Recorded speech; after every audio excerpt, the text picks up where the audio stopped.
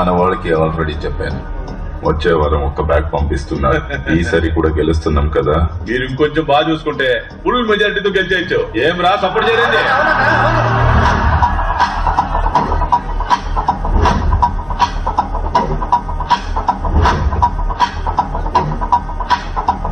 వాడు వేస్ట్, పట్టించుకోకనా.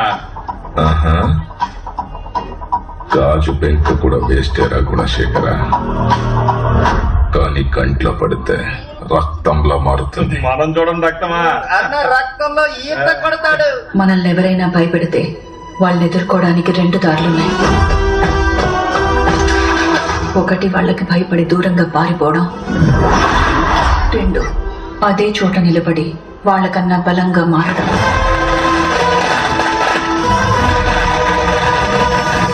ఇప్పుడు నువ్వే దారిలో వెళ్లాలో నువ్వే నిర్ణయించుకోవాలి. నేనొస్తాను నీకోసం కదిలి, న్యాయాన్నే గెలిపిస్తాను న్యాయముగా నడిచి, కాసలతో కొనలేను నీతిని నేలిగిసి, జాతి మతం చూడని భుజమై నిలిచి, నేనొస్తాను నీకోసం కదిలి. ఇప్పుడు నువ్వే దారిలో వెళ్లాలో నువ్వే నిర్ణయించుకోవాలి.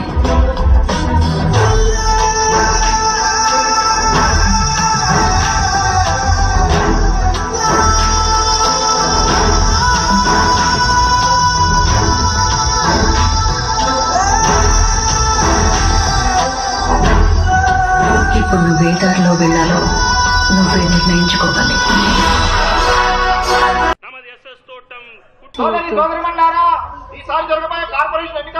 అమ్మా, మా ట్యూషన్ మాస్టర్ పెన్ను గుర్తుతో ఎలక్షన్ లో పోటీ చేస్తున్నారు. అతడికే ఓటేయాలి. ఎందుకు నిల్చోకూడదు? అతను మన పిల్లలందరికీ ట్యూషన్ చెప్తున్నాడా లేదా?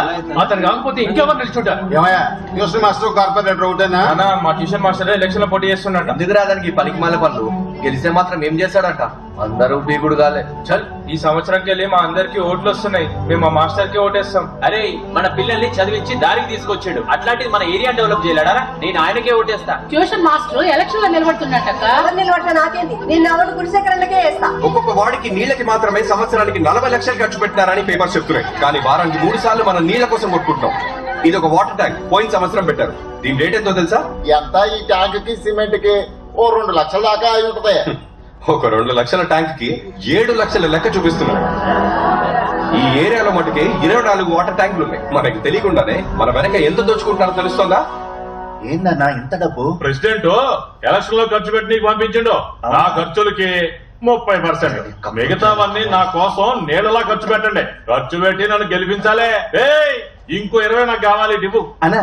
ఈడు తక్కువ అవుతుంది, ఆడ ఎక్కువ అవుతుంది. ఈ సంచి పెద్దదరా, అత్తం నీ నోరు లెక్క. పోలీసు శాఖ వారి విజ్ఞప్తి, ఎన్నికల సందర్భంగా పార్టీల వాళ్ళు డబ్బు చూపించి ఓట్ల కోసం ప్రలోభ పెట్టగలరు. ఓటు కోసం డబ్బులు ఇవ్వడం, తీసుకోవడం చట్టరీత్యా నేరం. మీ ఓటు చాలా అమూల్యమైనది, దాన్ని అమ్ముకోవద్దు. పిడికిలు గుర్తు కోటి. పిడికిలు గుర్తు.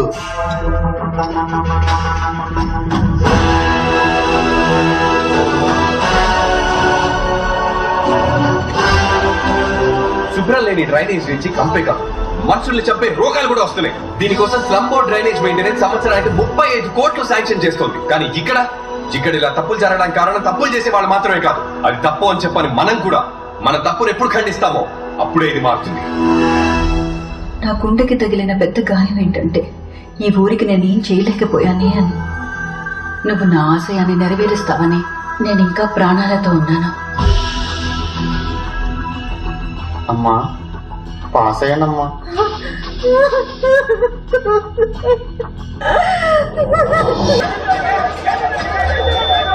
తొలి రౌండ్ పూర్తయ్యేసరికి పబ్లిక్ పార్టీ అభ్యర్థి గుణశేఖర్ కి 7,201 ఓట్లు, జనబలం పార్టీ అభ్యర్థి మినల్ కుమార్ కి 6,631 ఓట్లు, ఇండిపెండెంట్ అభ్యర్థి విజయ రాఘవన్ కి 2,567.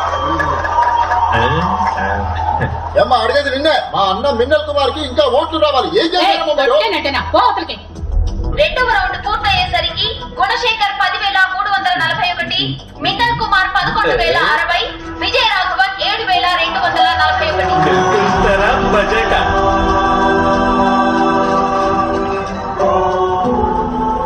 మూడవ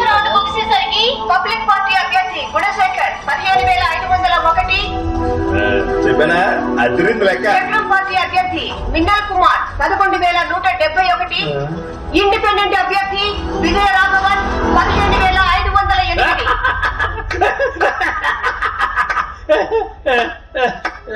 అన్నా మనం 7 ఓట్లతో గెలవలేదు, 7 ఓట్లతో ఓడిపోయాం.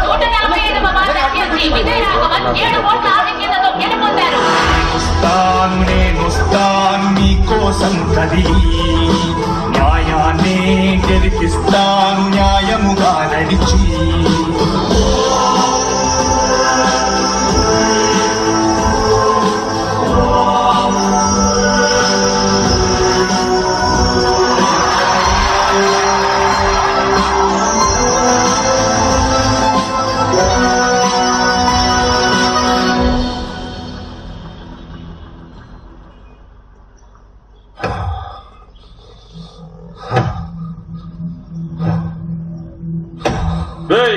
నీకే గట్లుంటే నేను చచ్చిపోయి ఉండాలి. వచ్చావు కదా ఇందాక, అదే నీ టైం బాగుండి దేవుడి దేవుడు బతికిపోయావు.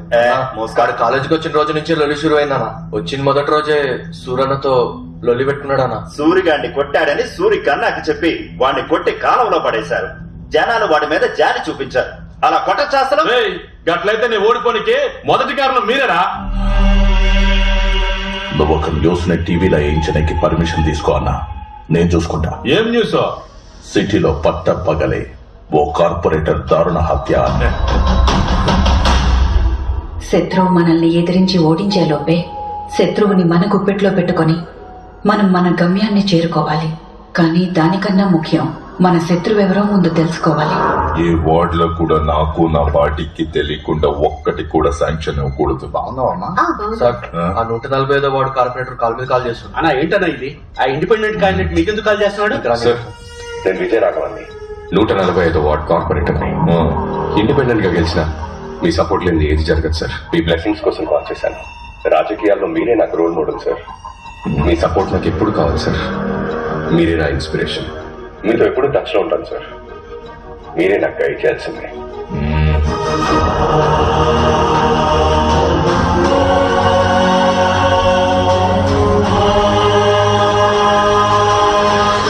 నువ్వు వెళ్లే చోటు నీకు చాలా మంది చెడ్డవాళ్ళు ఎదురవ్వచ్చు. నువ్వెవ్వరికీ భయపడకు. ఎంతమంది చెడ్డవాళ్లున్నా వాళ్ల మధ్యలో నువ్వు మంచివాడిలా ఉండు. ఎందుకంటే చెడ్డవాడు ఈ లోకాన్ని మాత్రమే గెలుస్తాడు, కానీ మంచివాడు ఆ చెడ్డవాడిని కూడా గెలుస్తాడు.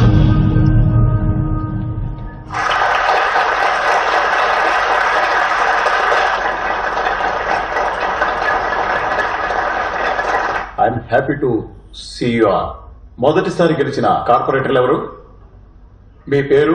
విజయ రాఘవన్, 145వ వార్డ్ సార్. మొదటిసారి వచ్చారు కదా, ఏదైనా ఫ్రెష్ ఐడియా చెప్పండి. కార్పొరేటర్స్ కి శాంక్షన్ అయ్యే ఫండ్ నుంచి మేమందరం వాటికి ఎంత ఖర్చు పెడుతున్నామో ప్రజలందరికీ తెలియాలి సార్. అర్థం కాలేదే. ఎలాగైతే మన బ్యాంక్ పర్సనల్ అకౌంట్స్ లో డబ్బులు వేసినా లేక తీసినా డైరెక్ట్ గా మన ఫోన్ కి మెసేజ్ వస్తుందో, అలాగే ఒక్కొక్క ఏరియాలో ఒక్కో కార్పొరేటర్ కి ఒక్కో వర్క్ కి ఎంత శాంక్షన్ అవుతుందో, ఎంత ఖర్చు అవుతుందో ప్రజలకు మెసేజ్ వెళ్ళాలి సార్. బ్యాంక్ నుండి డైరెక్ట్ గా మెసేజ్ వెళ్ళేట్టు నేను ప్రజలకి కనెక్ట్ చేయబోతున్నాను సార్. ఎంత వస్తుంది, ఎంత పోతుంది అన్న విషయం ప్రజలకు తెలియదు సార్.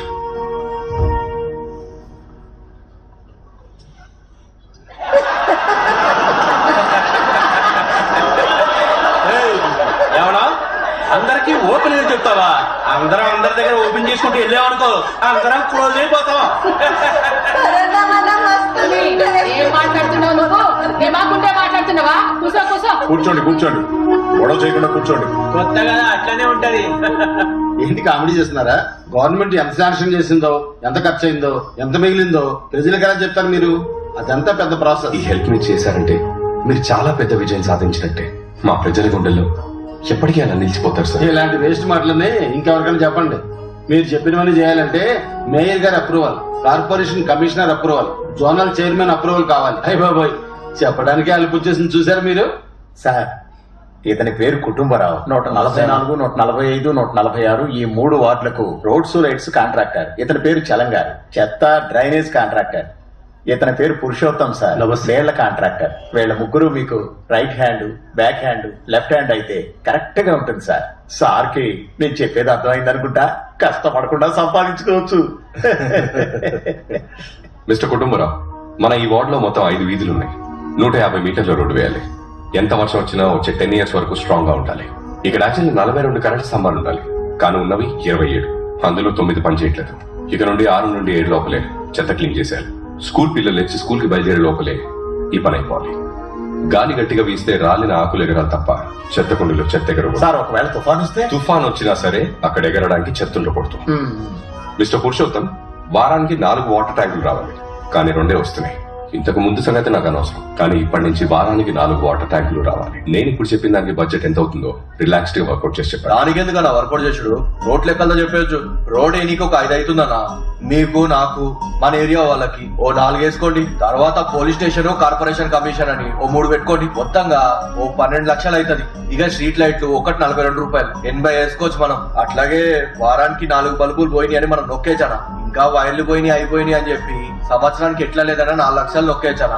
ఒక ట్యాంకర్ 1500 రూపాయలు కాంట్రాక్టర్ కి ఇచ్చేస్తే 2500 సంపాదించవచ్చు. ఈ సెటప్ అంతా కలిపి 12 లక్షలు వస్తాయి. మనం 15 రౌండ్ చేద్దాం. సార్, ఈ చేతదంతా మనం డిసైడ్ చేసేది సార్. ఉన్న చేతని లేదని చెప్పొచ్చు, లేని చేతని ఉండదని చెప్పొచ్చు. అంతా మనం చెప్పేదే సార్. వీళ్ళలా కాదు నా డిపార్ట్మెంట్. బడ్జెట్ ఇంత అని చెప్పండి సార్. సాలిడ్గా 30% ఇస్తాం మీకు. అయితే మిస్టర్ కుటుంబరావు, రోడ్డుకు ఒక 5, లైట్కి ఒక 2 లక్షలు. మిస్టర్ పురుషోత్తం, మీకు ఒక ట్యాంక్ 1500 ఇస్తున్నాను. దీని ప్రకారంగా వర్కౌట్ చేయండి. ఎక్స్ట్రా ఏమన్నా అయితే అఫీషియల్ గా చూస్తున్నాం. చెత్త నువ్వు డిసైడ్ చేసేది, నేను డిసైడ్ చేసేది కాదు. గవర్నమెంట్ ఎంత అమౌంట్ శాంక్షన్ చేసిందో ఆ అమౌంట్ లోని పని అయిపోవాలి. ఇందులో కమిషన్లు కూడా కుదరదు. ఇంకా మాకేం మిగులుతుందన్నా? మీరు న్యాయంగా పనిచేస్తే మీ ముగ్గురికి న్యాయంగా లాభం వస్తుంది. సార్, ఏంటి సార్ కామెడీ చేస్తున్నారా? ఏంటిది అంత కొత్తగా మాట్లాడుతున్నాడు? ఈ ఏరియాలో 10-15 ఏళ్లుగా మేము గీ లెక్కలోనే పనిచేస్తున్నాం తెలుసా. మీకు మాకు మధ్యలో చాలా మంది ఉంటారు. వాళ్ళ గనుక కోపం వస్తే ఏమైతుందో ఎరకనా? అరే మంచి ఏరియానా, బాగా సంపాదించుకో, టక్క శాంక్షన్ అయితే. నేను చెప్పిందే బడ్జెట్. మీ వల్ల అవుతుందా లేదా చెప్పండి, లేదా నేను చూసుకుంటాను. ఏమంటారు? ఇంకా ఒకే వారంలో నేను ఏ చేంజ్ అయితే కోరుకుంటున్నానో అది నా కళ్ళక్కడ.